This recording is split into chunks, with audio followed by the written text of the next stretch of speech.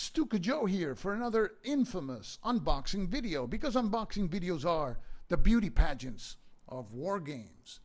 Today we're going to unbox Triumph and Tragedy, European Balance of Power, a game by GMT Games, game designer Craig Besink, and this is a block game and also a card-driven game. So you have an interesting combination there. Block, card-driven game set in Europe in World War II and before World War II. We start in 1936 to 1945. Each player controls a faction, that is the Soviets, the Western Allies, or the Axis, meaning the German and the Italians, and you get to build up your country's or faction's war machine, and also engage in diplomatic overtures to bring minor powers to your sphere of influence.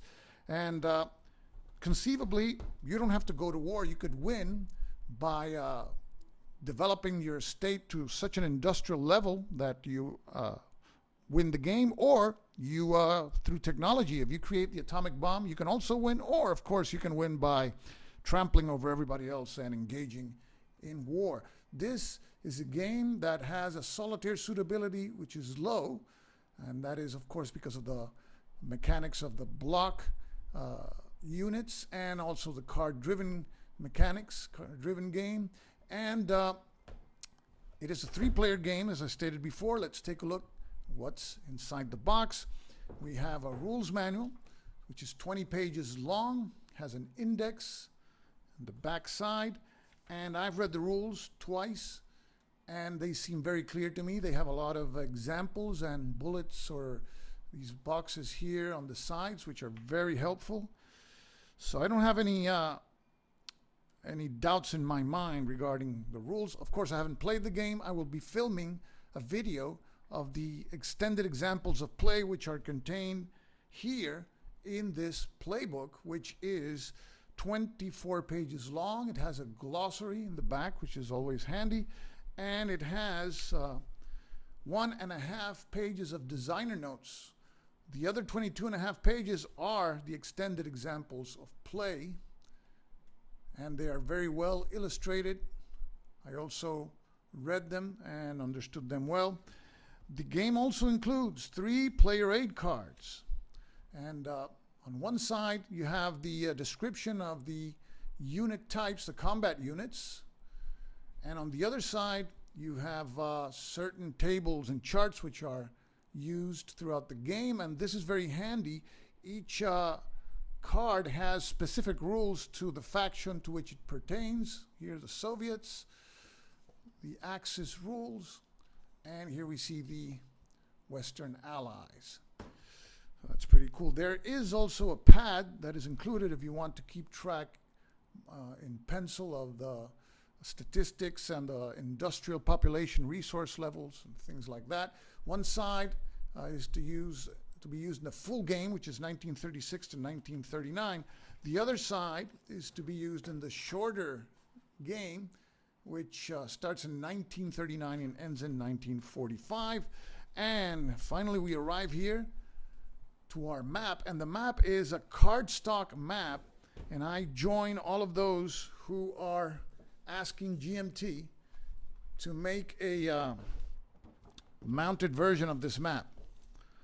There's nothing wrong with this one. You have to bend it against the creases to lay it flat, and I'm gonna use a plexiglass for the video, but mounted map is so much nicer, and this game certainly deserves it. You can see it's an area map. Germany consists of 4 areas, and the map has tracks to keep track of certain information. Here's the Axis track, so I'm sitting where the Axis player would sit, and back there is the Soviet track, and in the north west corner is the Western Allied track. And you have certain charts which come in handy. Here you have the this chart here tells you the order when combat takes place, the order in which each unit class fires, their movement allowances, and the 2 hit numbers against different kinds of enemy units. On this side you have also this border limits table, which tells you how many ground units can cross the different types of borders here.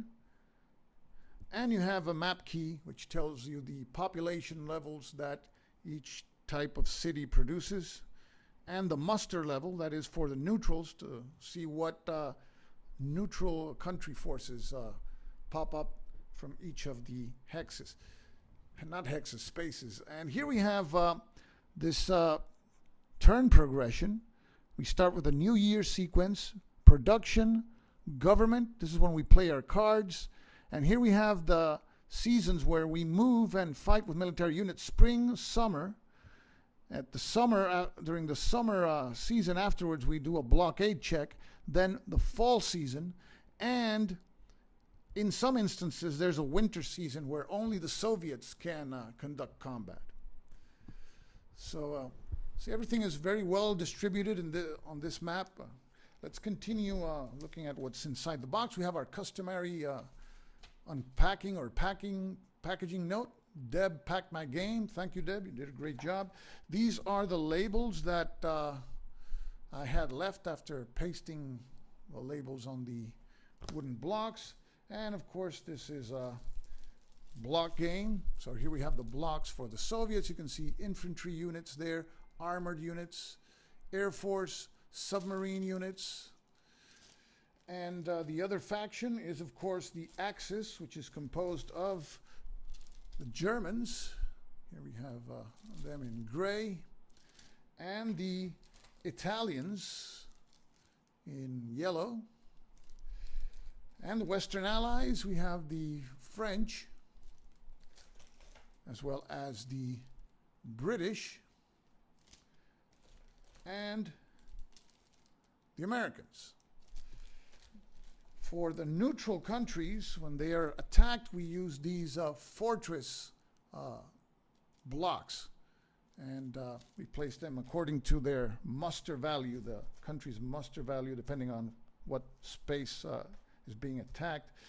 And there are counters in the game. Oh, before going to the counters, there's some blocks we use as markers to keep track of the population levels, the resource levels, and the industrial levels. There's counters. Here we see the ones for the Western Allies. The dark blue means control, the light blue means influence, and it's used to keep track of the status of neutral countries. Neutral countries can be neutral, or they can be associated to a major power. They can also be protectorates, or they can be even satellites. And all that is determined by the number of influence markers that those neutral countries have. And you'll see how the cards interact with determining what status a neutral country will have. I'll show you soon. Here, these are the Soviet counters. We have more markers here. And these are gained by a faction when that faction does not engage in combat for 1 year. So you can win the game by not attacking anyone, by just developing your industry to the fullest. And the number is the number of victory points that you receive through these counters. There's a lot of zeros in here, so don't get all excited that you're going to win without attacking anybody. And here are 4 chunky dice and the extra blocks, which is always a nice touch. Now, this game uses cards. It's not labeled as a card-driven game. For me, it is, because you need cards for everything. And there are 2 types of cards in the game. There are cards that are called investment cards. And here you see the investment cards. And the most common type of investment card will have this factory and label here with a number. And that means the number of factories that you must have in order to increase your industrial level. The Russians have a factory level of 7, so they have to play enough cards with a factory level of 7, like here, to increase their industrial level by 1. Okay? Now, by playing a card to increase your industrial level, you're foregoing playing the same card to improve your technology as to certain aspects, as to either heavy bombers Or here, the atomic bomb research. You win if you produce an atomic bomb and you have it ready, finished and ready to be deployed. But the atomic bomb research is a 4-step process. This is the last card that you need to build your bomb. And in order for any technology to apply, you have to have 2 identical cards. So you would need this Atomic Research 4 and another card that says Atomic Research 4 and play them at the same time.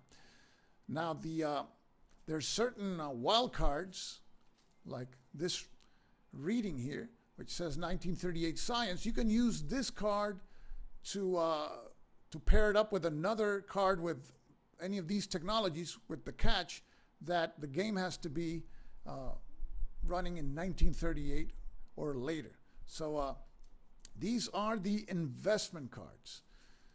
And there is another deck of cards which is called the action deck.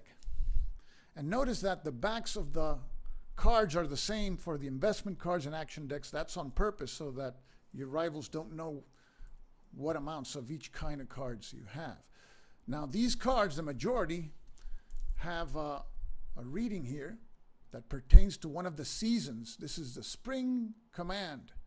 So you can use this card during the spring season to move 4 units, 4 of your units. And this letter M determines the order in which each of the factions go. Let's say that the Western Allies play this spring command card, which is an M4, and the Axis play this card, which is an L5. So the Axis would go first because L comes before M. So the letters just to determine the order in which the action phase or the command phase will take place. Now, that is if you play the card this way for this purpose. You can also play the card for diplomatic purposes. Here, if you play it this way, you're increasing your influence in the United States, your faction's influence, or decreasing a rival's faction's influence by 1. Similarly, you can play it like this to do the same in Romania. And the game portrays relationships with other nations at 4 levels. Minor nations can be neutral. They can also be what is called associates. So if at the end of the part where we play the cards, we check for diplomatic effects, and there's, for example, the Axis played 1 card for Romania, and that's what's left, then Romania becomes an associate of the Axis, and the Axis can use Romania's resources and population levels as if they were their own. Now, let's suppose that instead of 1 card, the Axis had 2 cards for Romania left after any cards were canceled out. Then Romania would become a protectorate of the Axis, meaning that you still, as the Axis, you have Romania's resources and population points added to yours, but if any other faction attacks Romania, they have to declare war on your faction. And finally, if you have 3 influence or more on the same country, then that country becomes a satellite. And the same 2 effects apply as to resources, population. If anybody attacks the country, they're attacking you. But instead of using Romania's, when Romania is a satellite, you can construct your own military units in Romania. So those are the 4 levels or 4 stances in which neutral countries can be in this game. So you have these cards. Some of the cards have other effects for which you can play them for. Wild cards like this one, Fear and Loathing. Here you place influence markers from listed nation and particular nations here. If you're the West, you can place them in any of those listed there. So this is the action deck. I will be, as stated before, doing a playthrough of the extended example of play found here in the playbook. It is a pretty long extended example of play. I will not be explaining rules in detail, but more so as we encounter them, making a brief reference. The idea is to give you a notion of how the game plays, what is the flow of the game. This seems a very fun game. It has a lot of uncertainty. It has uncertainty, of course, as to the cards, because it's a card-driven game, as to the identity and strength of the units, because it's a block game, but also As to turn order, for example, here, we roll a die at the beginning of the turn, and we roll a 2. The Axis player, the turn order is Axis player goes first, and then going clockwise, the next player is the Western Allies, and then the Soviets. So even the turn order is uncertain. So with all this uncertainty, there's a lot of tension, a lot of surprises, and a lot of fun. So this is the unboxing of Triumph and Tragedy. My next video will be the playthrough of the extended example of play. So this is Stuka Joe signing off for now. Thanks for watching.